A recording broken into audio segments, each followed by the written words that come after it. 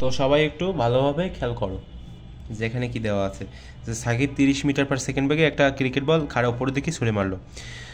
একজন fielder 40 metre দূর থেকে 2 মিটার পার সেকেন্ড মানে 2 মিটার পার সেকেন্ড স্কোয়ার ত্বরণে স্থির অবস্থান থেকে বলটিকে ধরার জন্য দৌড় শুরু করলো। ঠিক আছে, এটা হচ্ছে আমাদের সম্পূর্ণ উদ্দীপক। আর এখানে ক নম্বরে বলা হয়েছে বলটি সর্বোচ্চ উচ্চতা নির্ণয় করে। তো প্রথম ভিডিওতে হচ্ছে আমরা এই ক নম্বর সলভ করবো যে সর্বোচ্চ উচ্চতা, এর যে সর্বোচ্চ উচ্চতা কত সেটা আর কি বের করতে হবে আমাদের। তো দেখো সর্বোচ্চ উচ্চতা বলতে মূলত কী বোঝানো হয়েছে বলো তো?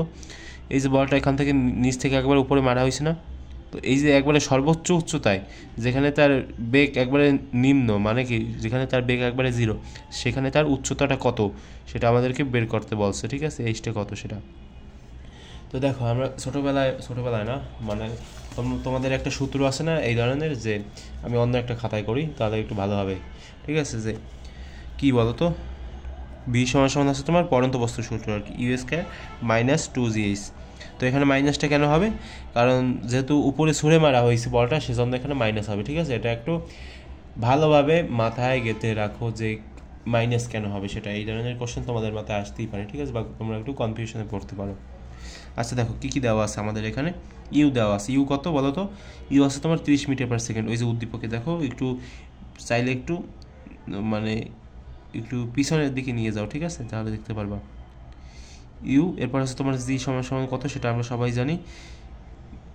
এরপরে হচ্ছে তোমার এইচ হচ্ছে আমাদেরকে বের করতে হবে, এবং এখানে ভি হচ্ছে তোমার 0। এখন তোমাদের মাথায় কোশ্চেন আসবে যে ভি সমান 0 কেন? তো দেখো এই যে বলটা একবারে নিচ থেকে, ঠিক আছে, এটা হচ্ছে তোমার ভূমি থেকে একবার উপরের দিকে নিক্ষেপ করা হয়েছে, তো বলটা এখানে পড়বে, ভালো কথা। তো এই যে সর্বোচ্চ যে উচ্চতা আছে না এখানে, বলো তো এখানে বেগটা কত? এই যে একবারে এই যে মিডল পয়েন্টে বেগটা কত বলো তো?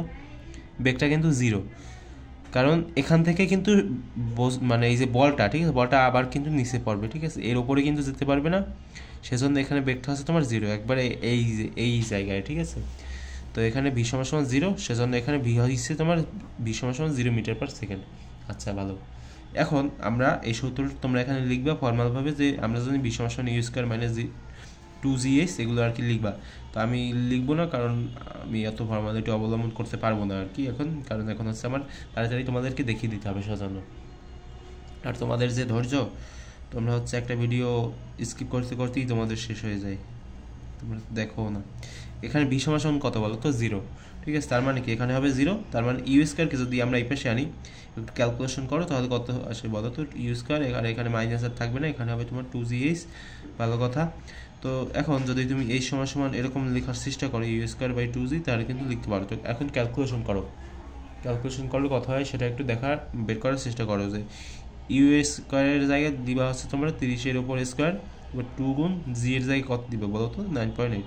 তো এখন একটু ক্যালকুলেশন করো, যেটা আসবে সেটা হচ্ছে এই যে দেখো ক্যালকুলেশন কীভাবে করবে, এই যে আগেই করা আছে, 30 উপরে দিবা, এবার 2 গুণ 9.8, 45.91। ঠিক আছে, 45.91, এটা হচ্ছে আমাদের উত্তর। এখানে কী হবে বলো তো? মিটার। তার মানে বলটা সর্বোচ্চ 45.91 মিটার দূরত্ব অতিক্রম করতে পারবে। বুঝলা সবাই? তো দেখা হবে পরবর্তী ভিডিওতে, অর্থাৎ ঘ নাম্বারে। ঠিক আছে, তো ঘ নাম্বার দেখার জন্য সবাই অপর ভিডিওতে চলে যাও।